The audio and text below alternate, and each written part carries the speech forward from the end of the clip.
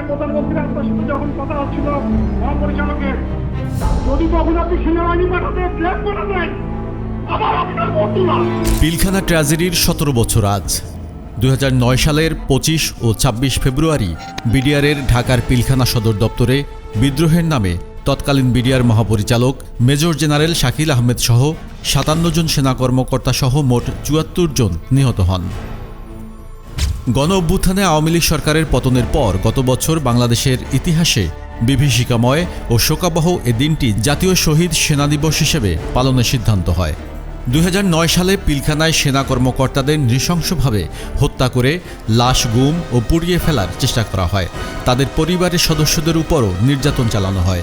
দেশের প্রতিরক্ষা বিশেষজ্ঞরা এই নৃশংস ঘটনাকে দেশের সার্বভৌমত্বের উপর প্রথম বড় ধরনের আঘাত হিসেবেই মূল্যায়ন করছেন। এ ভয়াবহ ঘটনায় সার্বভৌমত্ব রক্ষায় শপথ গ্রহণকারী দেশের সুরক্ষা কবচ বাংলাদেশ সেনাবাহিনী হারায় তাদের মেধাবী ও দেশপ্রেমিক কর্মকর্তাদের, যা সমগ্র সশস্ত্র বাহিনীর মনোবলে বিরূপ প্রভাব ফেলে। এ দিনটি শুধু বাংলাদেশ সশস্ত্র বাহিনীর জন্য নয়, পুরো জাতির জন্যই শোকাবহ ও হৃদয় বিদারক।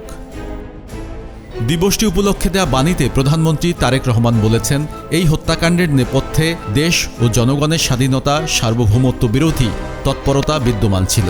এই হত্যাকাণ্ডের পর নানা রকম মিথ্যা কিংবা অপতথ্য দিয়ে জনগণকে বিভ্রান্ত করার চেষ্টা করা হয়েছিল।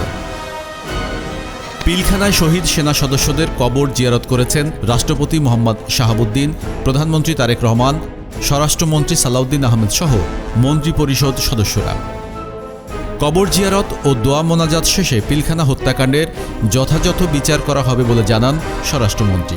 করা হবে আর অন্যান্য যে সমস্ত রিকমেন্ডেশনস আছে এগুলো আমরা ধাপে ধাপে বাস্তবায়ন করব ইনশাআল্লাহ, এবং শহীদ পরিবারদের এই জাতিকে আশ্বস্ত করতে চাই যে পিলখানা হত্যাকাণ্ডের যথাযথ বিচার করা হবে।